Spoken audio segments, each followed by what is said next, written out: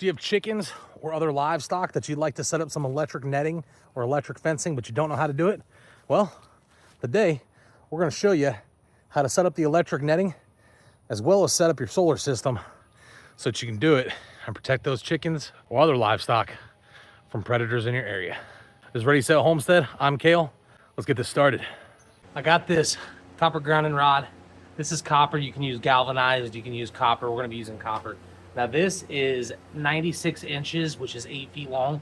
I'm actually going to cut it into 2 foot long pieces for our grounding rods. I'm not going to use all of them, but I'll have extras for later on. Now I've never actually cut a piece this thick or solid before. I do have on my Sawzall, I have a thick metal bit on here, so we're going to see how this works. If not, we'll use the grinder.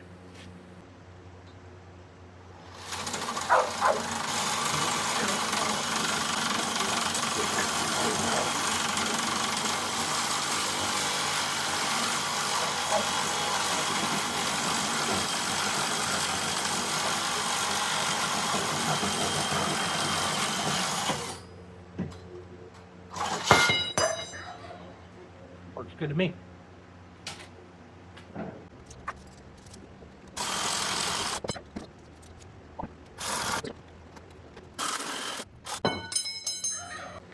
They're not exact, but they're close enough.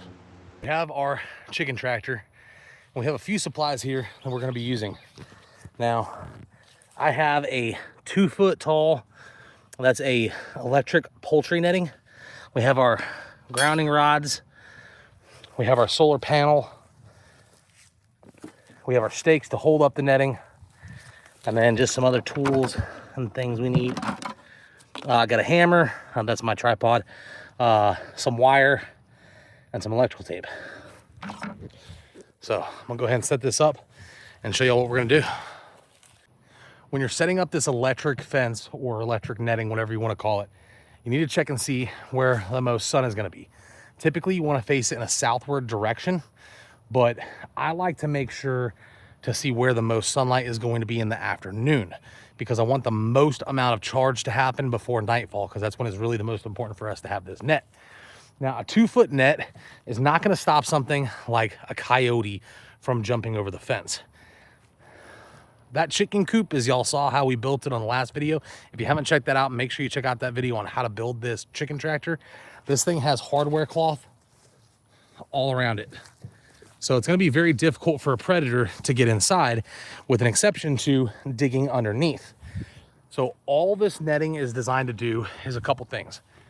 One, keep the chickens in a specific area if they do manage to get out, or if we decide to go ahead and let them out. And two, deter predators that come sniffing around.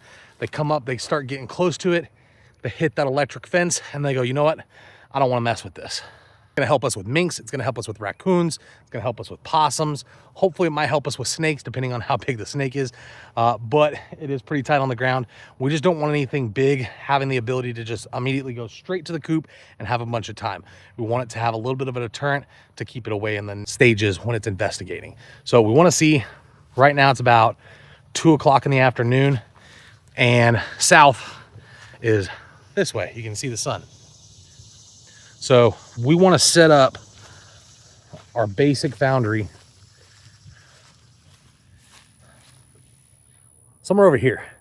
Now, because I have 100 feet of netting, what I'm going to do is I'm going to do a 20 by 30 by 20 by 30.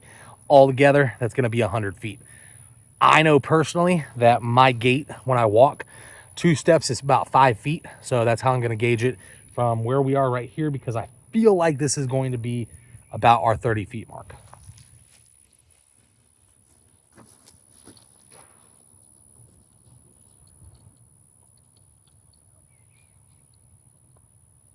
This is 30 feet.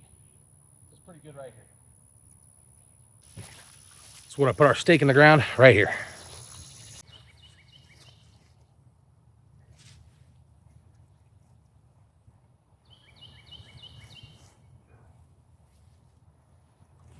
Remember I said 20 by 30, so we're gonna go ahead and step it now.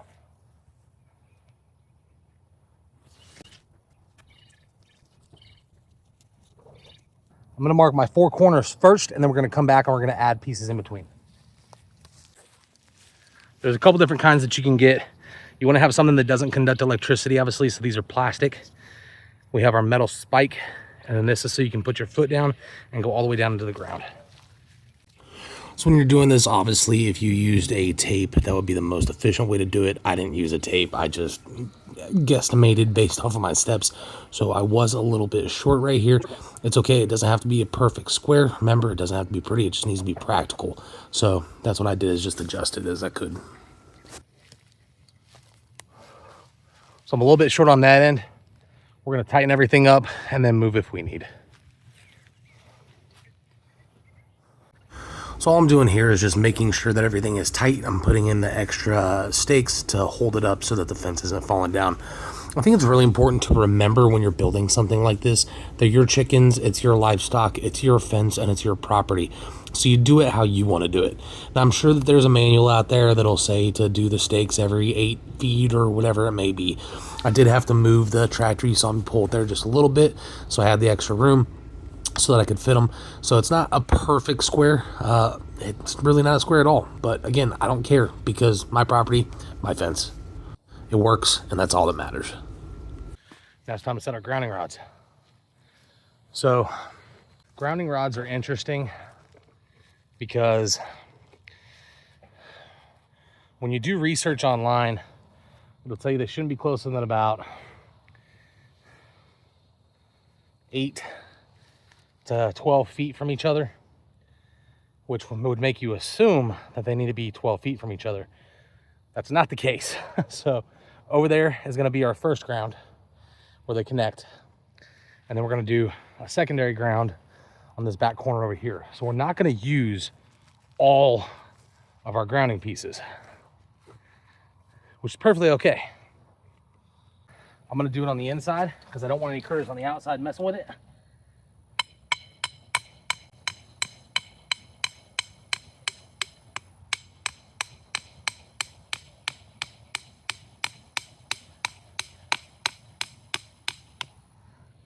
It's at about 10 inches. Now we're going to take my wire. This is either 14 or 16 gauge. On my end. All right. I'm going to take the end.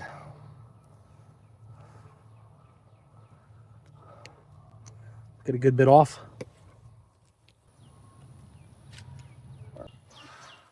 I want to be able to get 2 loops around it, me personally.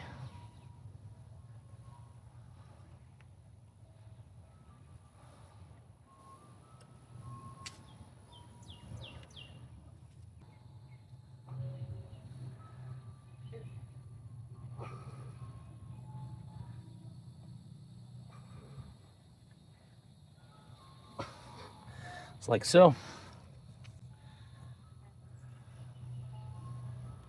Just to hold everything in place.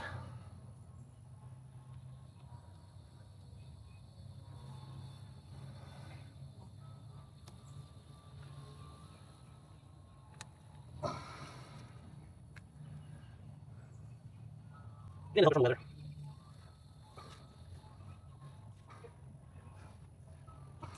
Grounding wire running like this, and it's going to go over here.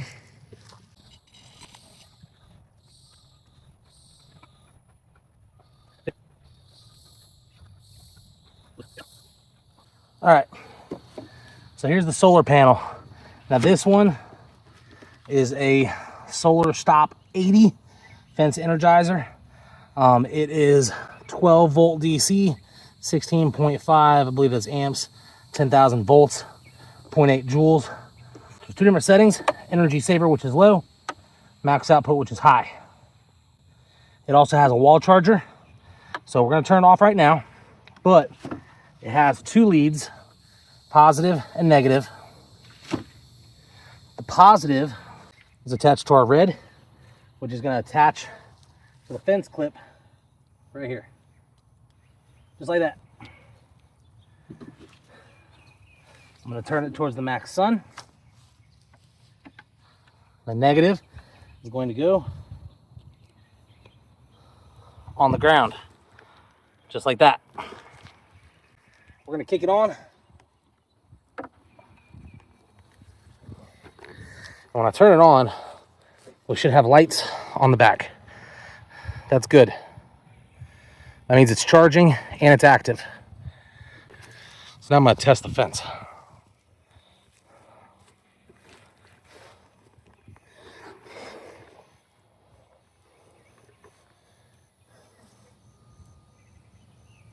Ah, that part works.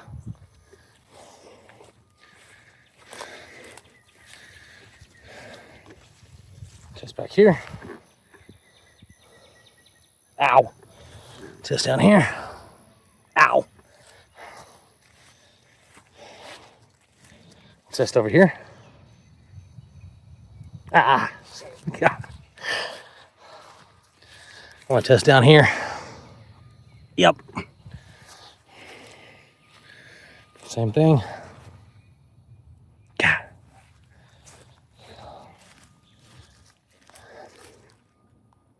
Yep.